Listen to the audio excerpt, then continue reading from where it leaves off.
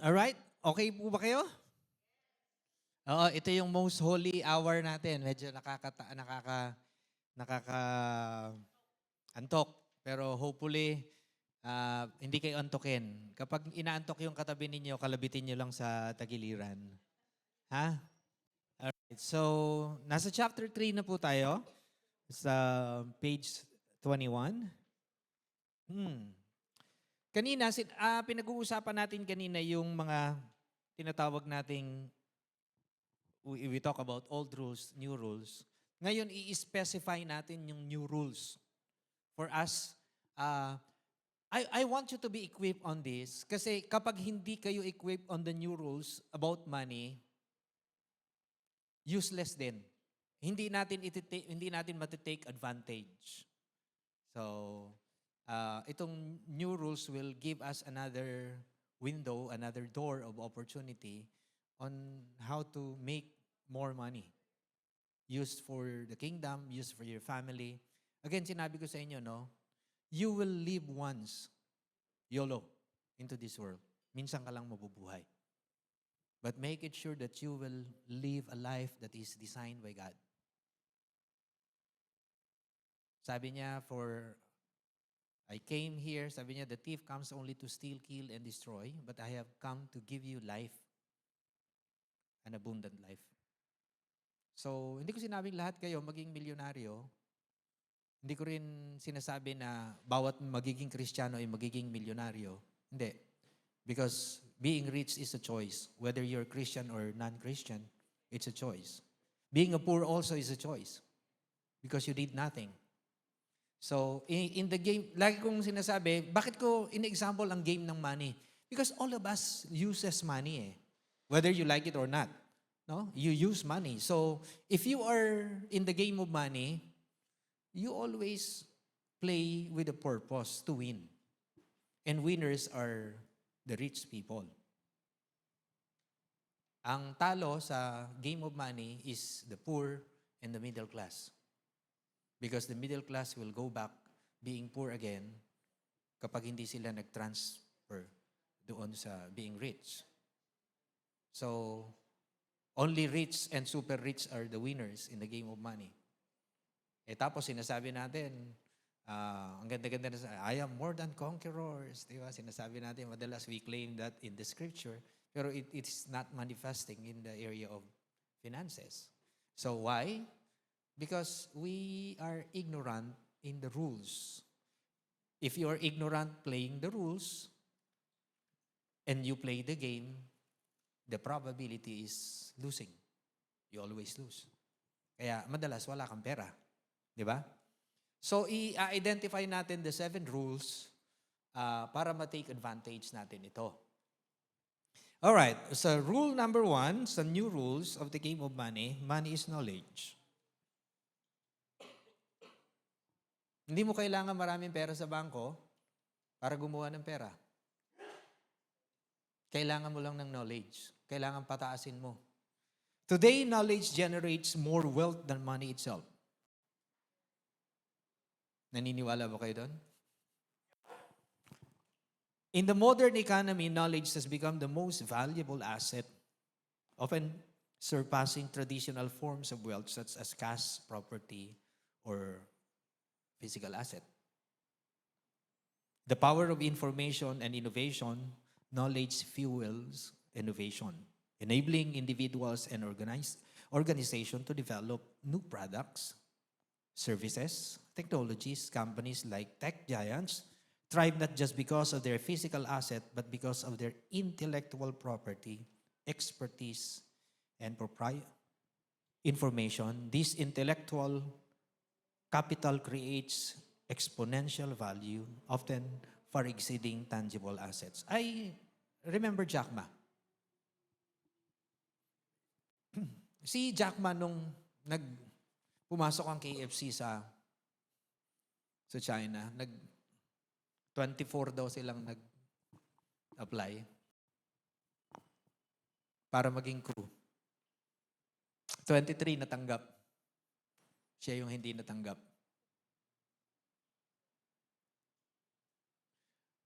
Ang dami niyang failures, ang dami niya, Tapos, one time, nakita niya yung Amazon.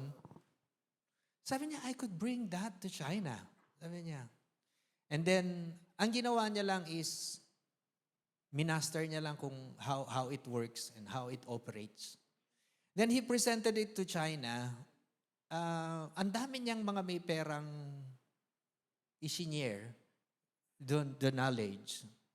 And walang gustong kumuha ng idea.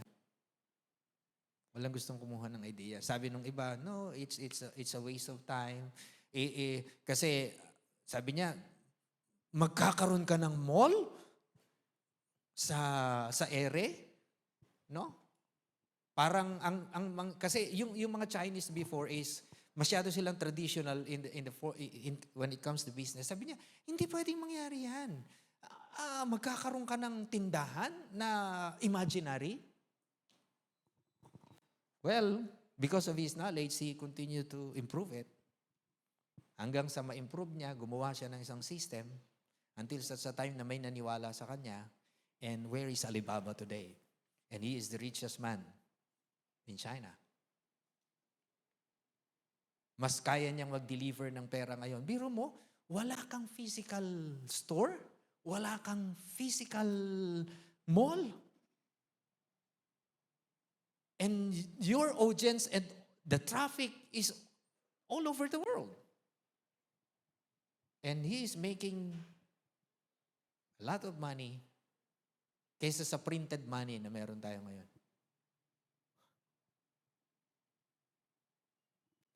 What I am trying to say here, guys, is to increase your knowledge. Because money today is just created by knowledge. Naalala niyo yung sinabi ko sa inyo kanina? We are printing money today not because we have a gold reserve. Our Bangko Sentral are printing money depending on the demands. So they will just print money kapag may malaking demand. Kapag may demand na mangyayari by next year, pinoproject na nila yon. So kapag ikaw ay more knowledgeable, that printed money will go over to your pocket. Ang problema natin, we do not equip ourselves in the area of knowledge in money. Ang sabi ko nga dito, we don't have problem with printed money circulating around us. Our problem is idea on how to make this money to be delivered in our pocket. We don't think ideas. And ideas are knowledge. Knowledge today are printing more money than the physical money na meron tayo. Lalo na nasa digitalization tayo ngayon. They are, tingnan nyo, in split seconds. Pag-transfer, andyan na sa'yo.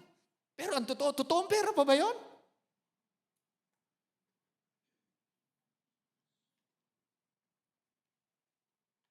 So, if you are not going to increase your knowledge, this is now the new rules of money. Pataasan ng idea, pagalingan ng idea, padamihan ng idea, padamihan ng alam. Because money are created today by knowledge. What makes Elon Musk the richest man in the world today?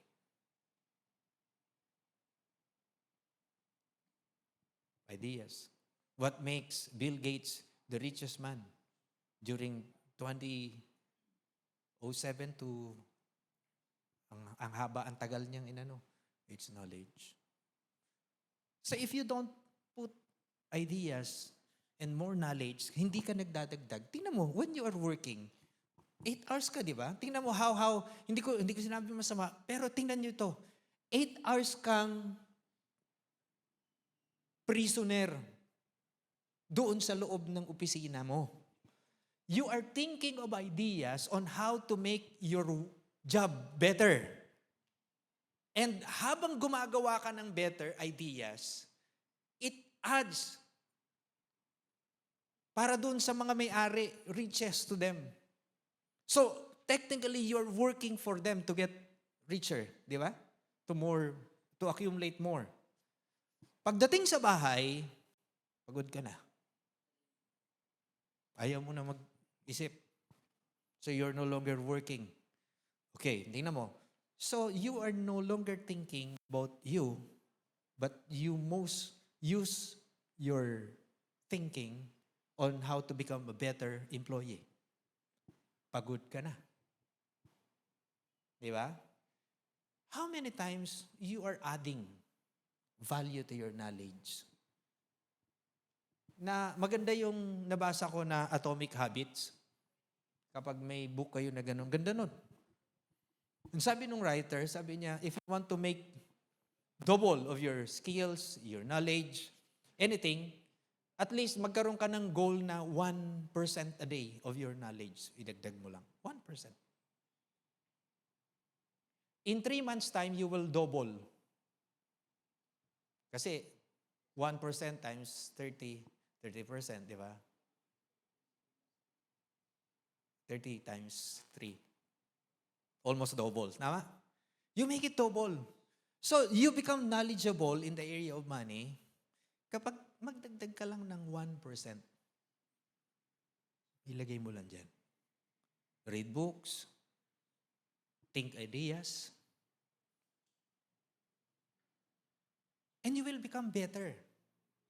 Tandaan nyo, there is always market for excellent people, excellent service, excellent product all over the globe. Pag excellent yung produkto mo, pag excellent yung service mo, pag excellent na person ka, hindi ka mawawala ng kikitain. So, knowledge delivers more money than the actual money we have today. So kung hindi mo siya dadagdagan, hindi ka committed doon na dagdagan yung knowledge mo na yan, maiiwan ka. Ito masakit. The way we think about money today is still, sabi ko, the way baby boomers think.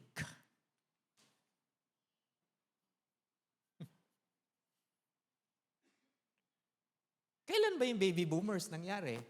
19? Ha? 1960s? Tingnan nyo, the way you think about money today is still the way how the baby boomers think. Kapatid, nasa information age na tayo. People, businesses are buying ideas, great ideas. Kaya tingnan niyo yung mga marketing. Kaya nga challenge ko yung dalawa kong anak. Both of them, yung isa international, yung isa meron sariling company, yung bunso, may sarili, CEO siya ng sarili niyang kumpanya dito. I challenge them. Sabi ko, why don't you sell our product? Bakit hindi niyo ibenta? Ang gagaling niyo sa marketing eh. Di ba? Yung mga magagaling sa marketing, pag tinignan ka niyan, tingin niya sa'yo, pera eh. Di ba? Kaya nga tingnan niyo yung mga nagre-recruit ng tawag dito, mga multi-level marketing. Sasabihin niya sa'yo, open-minded ka ba? Mga ganun kaagad eh, no? Pag mga ganun kaagad eh, ikaw naman, akala mo, totoo naman talaga. Sige na, pagkakapihin kita, let's sit. Anong binibenta nila? Insurance. Ano binibenta ng insurance? Produkto? Service? Actually, no. Ang binibenta nila sa iyo, information. Promise. Knowledge yun. Sino nag-isip nun? Yung mga galing nila. Pero mo, nagpabayad ka, promise lang sinasabi nila sa iyo. True or correct? Both, di ba? And who is the biggest financial institution today? Insurance company. They are selling knowledge. So if you're going to sell knowledge, mga kapatid, kapag punong-puno ka, yun yung sinabi ko kanina, that the size of your wisdom is always equal to the size of your income. Palakihin mo ng palakihin yung knowledge mo. Mag-isip ka ng ideas, magbasa ka ng libro, umattend ka ng trainings, umattend ka ng workshop, umattend ka when it comes. Kasi dito, sorry for the word, dito tayo bobo eh. I am a pastor. I've been pastoring for 40 years eh. No? Nung na-find out, why I'm lacking of finances? Nung na-find out ko na bobo talaga ako pagdating sa pera. You know, sabi ko nga, yung biblical literacy namin ang taas eh. Bakit ko? Kasi every time na ang tao pumunta sa amin for a counseling, may verse kaming sasabihin. Kapag namatayan, may verse kaming sasabihin. Kapag nahirapan, may verse kaming sasabihin. Alam namin kung saan i-quote sa scripture yan. Pagka medyo kailangan niya ng motivational, may verse kaming sasabihin sa kanya. Ang taas ng biblical literacy namin. Pero I accept na pagdating talaga sa pera, bobo talaga ako. Kasi kinakapos ako eh. And there's so many pastors are the same. Sabi ko nga, pareho kami. Kaya nga tinatanong ko, tanungin mo katabi mo, kinakapos ka rin ba? Tanungin mo. O di pare-pareho na tayong bobo, di ba? Pagdating sa pera. So what do you do when you know that you are lacking knowledge on this? Equip yourself. Tanungin mo yung katabi mo. Ano yung knowledge mo ngayon to earn more?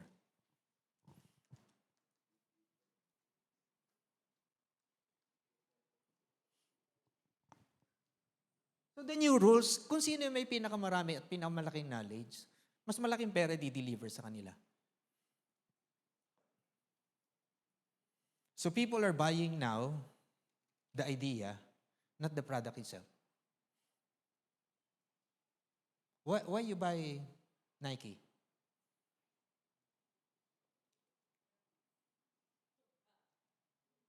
Because it was conditioned your mind that Nike is better than Marikina shoes. They put knowledge and idea and information to you that Nike is better than. So that delivers them a lot of money. A huge amount of money. So make it sure that you increase your knowledge. Dagdagan nyo.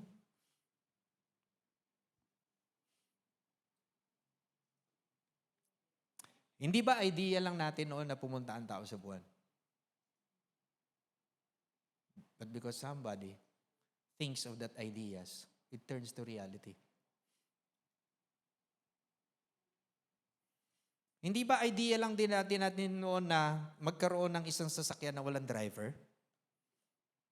But Tesla turns it to reality now. Some of the state in United States today, you can book your Uber. Darating sa iyo yung sasakyan, walang driver. At alam kung saan ka dadalhin. At alam kung hihinto sa traffic light. At alam kung mabubungga ko, hindi. Kami nga nila, Pastor John, na-experience namin eh. So, we were in Hong Kong. Tapos nag-Uber kami. Ang nasakyan namin, Tesla. Ay habang nagdadrive, tumatakbo ng 140, 150, nagtitext yung driver eh. Tapos, hindi ko ako mapakali. Sabi ko, hey, are we in autopilot driving? Yes! Tinanggal niya lahat ng kamay niya. Tumatakbo kami ng ganon. Sabi ko, kay Pastor John, bibili ako nito. Gulat ako. Tapos may biglang sumulpot na sasakyan. Nag-sudden brake yung nagprenong mag-isa. And that delivers Elon Musk a lot of money because of the knowledge he possesses.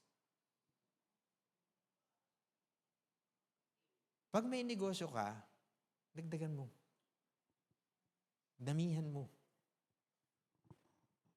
Di ba? Competitive advantage if you have knowledge in today's digital and knowledge-driven economy.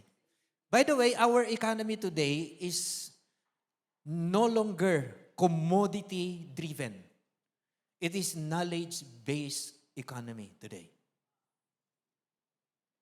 Tingnan niyo yung information. Kami, nagtatrabaho na sa bahay. Di ba? It is knowledge-based economy. Tingnan nyo na lang, yung anak ko. Anak, saan ka nagtatrabaho? Sabi niya sa US. Ba't ka nandito? Ako na po ang head ngayon eh. Ba't ka nandito? Ba't di ka sa US? Dati gusto mong mag-earn ng dollar dati, punta ka sa US. Tama? Ngayon mas ka dito, nag-earn ng dollar. Ang kanyang sweldo, dollar-based.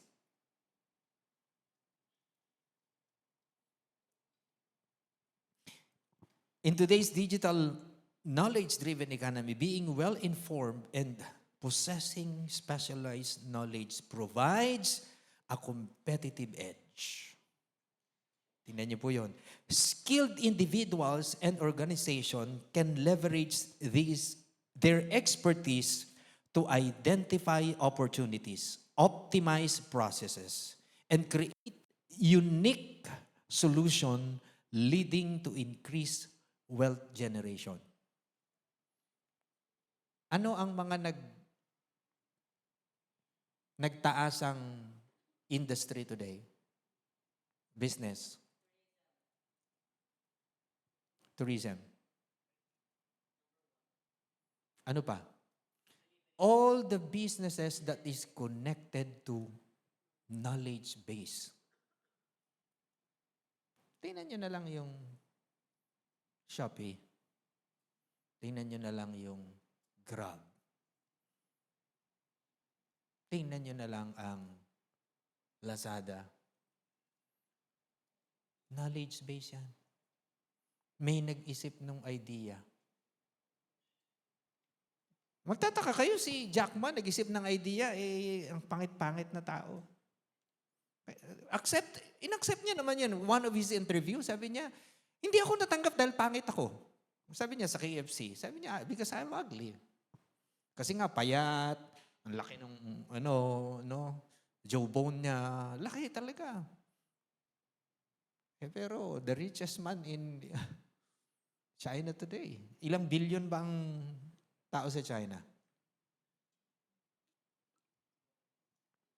Scalability of knowledge-based assets. Tingnan nyo. Unlike physical assets, knowledge can be replicated and distributed at minimal cost.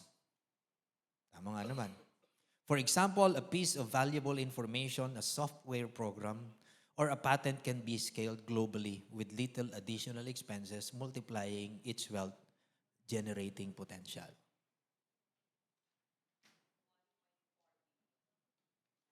Ilan? $1 billion ang kanyang worth. Population. And remember, China is the biggest economy in the world. Sandamakmak ang negosyante doon. Sandamakmak ang nag-earn ng maraming pera doon. Pero, ikaw mo makonsider the richest man in there? Ibang klaseng usapan yon. Pero tanungin mo, may malls ka ba? Wala. May production ka ba? Wala. May warehouse ka ba? Wala. Asaan sa kanya lahat? So you can be rich without a physical asset today, but you can still be rich based on knowledge. So sabihin mo sa katabi mo, itaktak mo. Meron yan.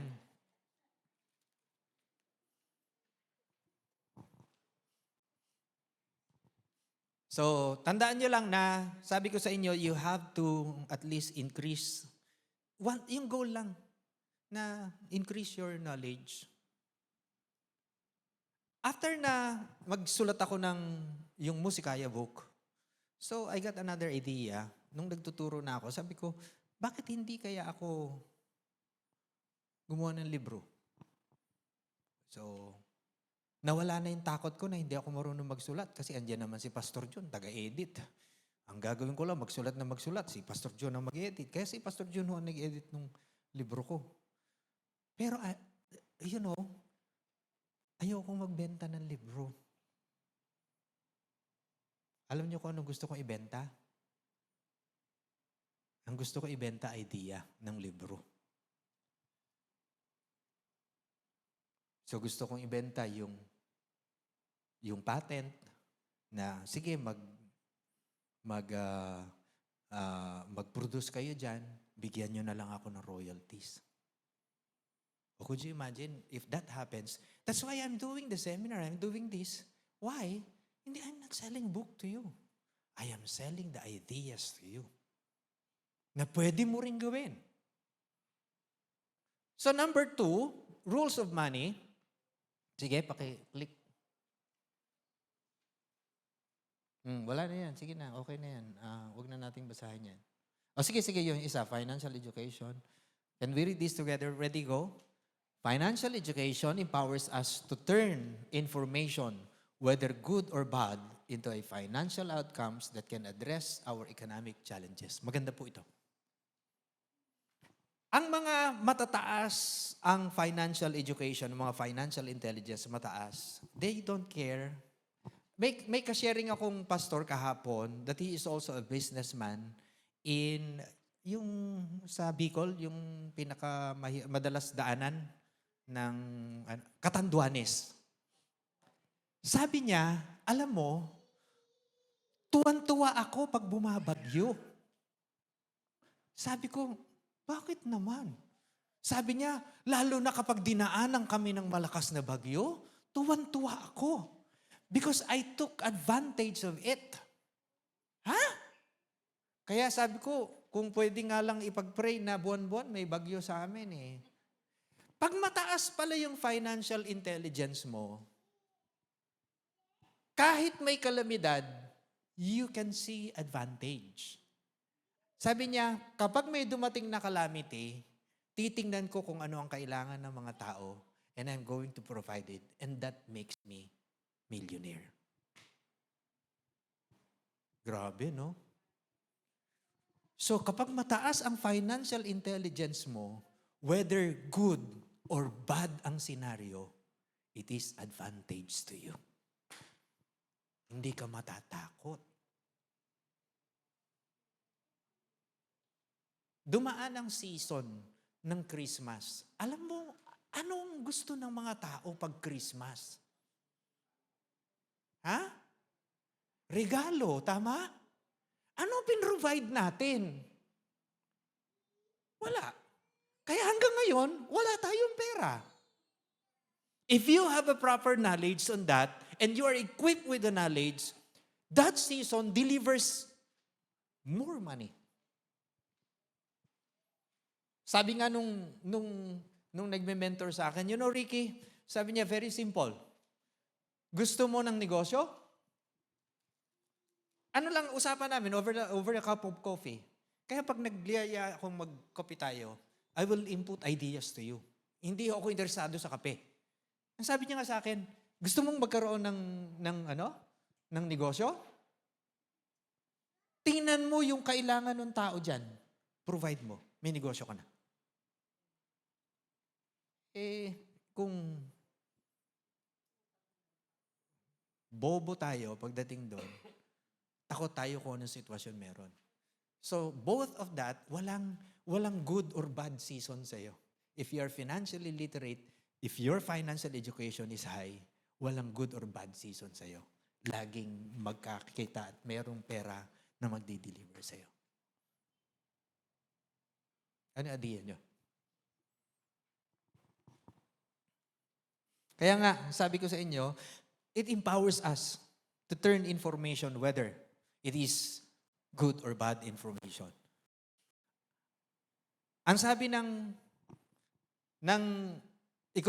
economist natin, bagsak ang ekonomiya natin.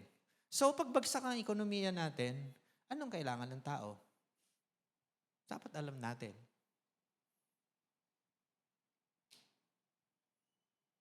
Hindi ba si Joseph yumaman ng todo at si Pharaoh yumaman? Dahil may taggutom? Basahin niyo yung Bible. Lumapit na yung mga tao kay Joseph. Sabi niya, wala na kaming pangbayad. Pwede ba yung mga lupain na namin? Ang sabi ni Joseph, sige, amin na yung lupain ninyo. Binigay niya kay Pharaoh yun. Tapos, nung sumunod na, wala na yung lupain nila, meron pa rin taggutom. Ang sabi ng mga tao, we will be at service, as of service. Magiging alipin na kami. Ang sabi ni Joseph, maraming magiging workers si Pharaoh nito. See?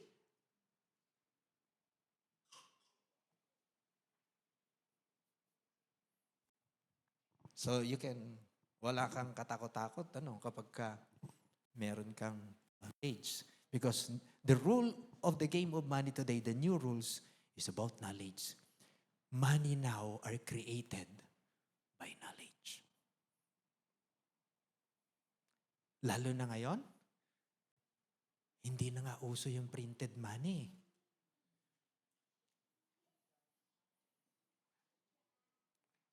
Kapag baby boomers mentality ka pa rin, kung saan ka pupunta, may dala-dala kang bag ng pera. Ngayon di na.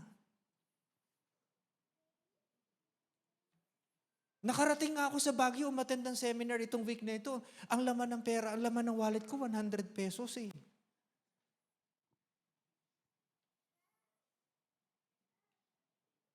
Diba? Pagkakain ka, card. Pagkakain ka, GCash. Pag magbabayad ka ng registration, GCash. Those are created by the knowledge of the people. Diba? Next, another rules of the game of money is the proper use of. Maraming tao, pagdating sa pagka financially illiterate sila, galit sila sa utang.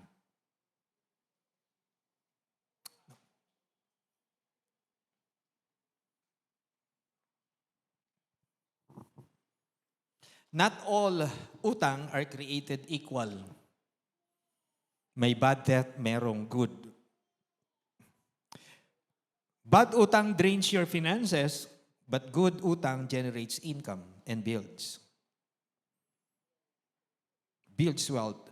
While death often has a negative connotation, it's important to understand that sometimes some types of utang can actually be beneficial and help build wealth, whereas others can be harmful and drain your finances. Anong klaseng utang ang meron ka? Ito ba yung nagdi-drain o ito yung nagbi-build? You should be. Okay, tip number 1. Kung gusto nyo mag-take advantage ng utang, ang uutangin nyo ay i-build nyo ng asset na mag-i-stay sa inyo. Mag-build kayo ng asset ng real estate. Why? Because the real estate, pag inutang mo, mga kapatid, simple, tumataas yung value. Kaya kahit na bumagsak ka at hindi ka makabayad, pwede mong ibenta yon at pag naibenta mo, mas mataas pa doon sa value ng pagkakabili mo. And that's why Henry C. is prospering until today. Si Henry C. is not in the business of SM. Si Henry C. is in the business of real estate assets. And all of his assets are built through using good utang. All of the banks and financial institutions today are looking for people na mangungutang. Yung ipapautang nila can be translated into good or bad debt depending on how you are using it. Nakuha nyo? Huwag kayong matakot sa utang. Because utang can be good or harsh or bad to you depending on how you properly use it or how you use it. Sino may credit cards dito? Taas ang kamay. Do you have credit cards? How are you using your credit cards? That would be your advantage.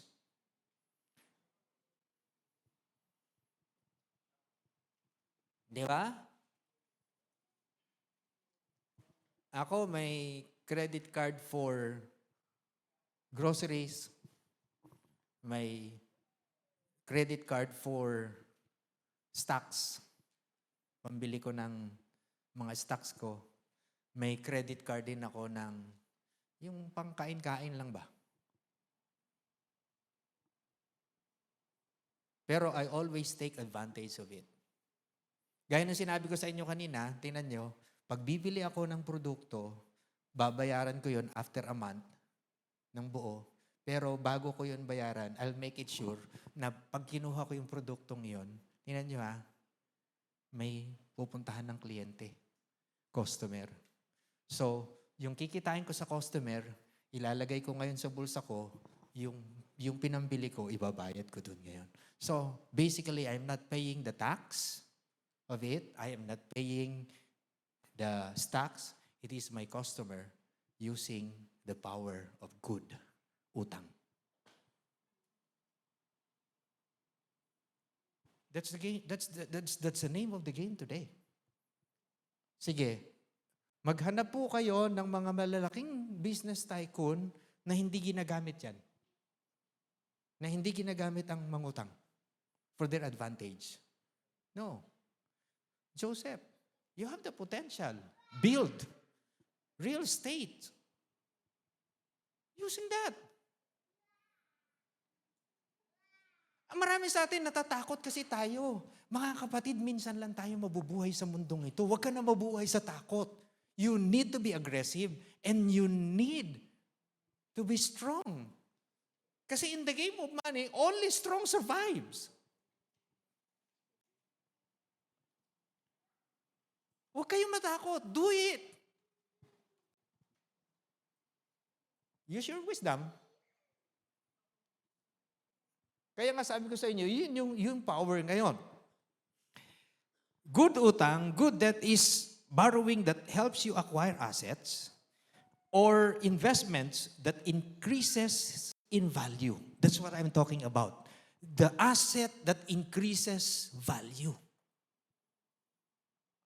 So, tingnan nyo anything that I am going to use utang, but I am going to buy an asset that decreases value is a red flag dapat sa atin.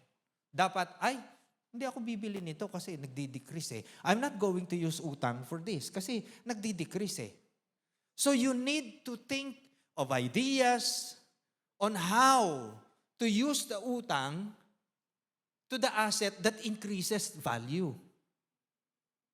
Kaya nga isa sa nakikita ko doon is real estate.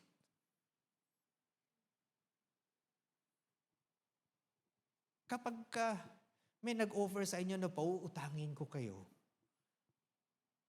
may idea na kayo, grab the opportunity. Kasi that will make you rich. Alahas kasi is increasing in value. Gold is increasing in value. Wala ho kayo nakikita na na-decrease ang value ng gold.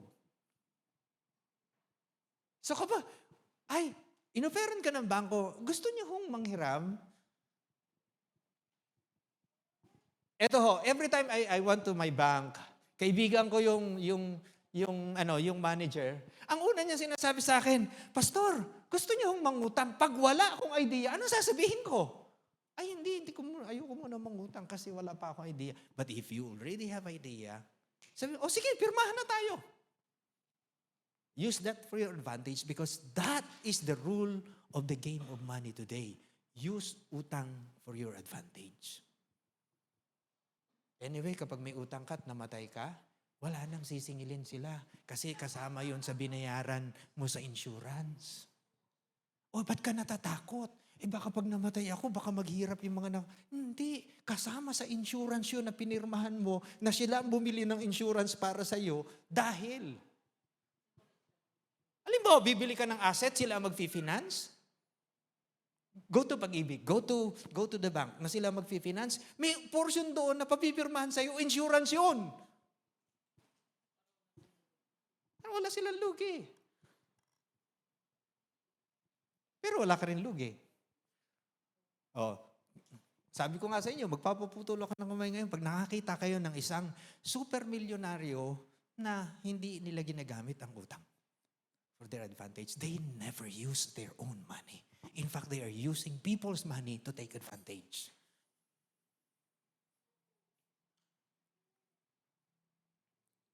Another, sabi ko nga sa inyo is, increases in value or generate income. It is used intentionally as a means to acquire asset or investments that will grow in value or produce income over time. It is calculated risk, one that, if managed wisely, can accelerate your journey toward financial independence and wealth accumulation. Naalala ko yung, alam niyo yung sa San Miguel, yung ano dito, yung paggawa, yung semento.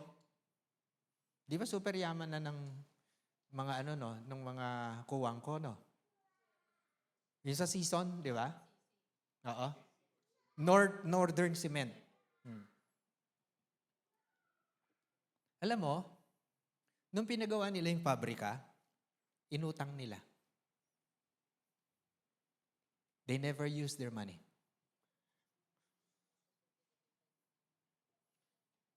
You know how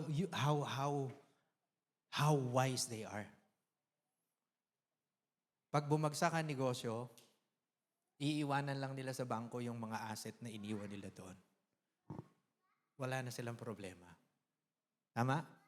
Pero pag kumita ang negosyo, hindi naman yung bangko nakikinabang, sila nakikinabang. They properly use utang for their advantage. Kaya pag nagtatayo sila ng negosyo, hindi sila nagtatayo ng negosyo nang gamit ang sarili nilang pera. Utang is available everywhere. Starting from your credit card, starting from lahat, makita mo, it's because our economy today are driven, sabi ko nga sa inyo, driven by utang. Bakit sinabi natin by utang? Because our money is no longer backed up by gold standard, by gold reserve. It is backed up by the promise of the government. So our economy today is being run. Kaya tingnan nyo, lahat nagpapautang ngayon. Lahat ng mga institusyon, lahat ng bangko nagpapautang lahat ngayon. Bakit? Because they want to use utang as their leverage. Kaya nga, di ba sabi ko sa inyo kanina, sa bangko, your deposited money is their liability.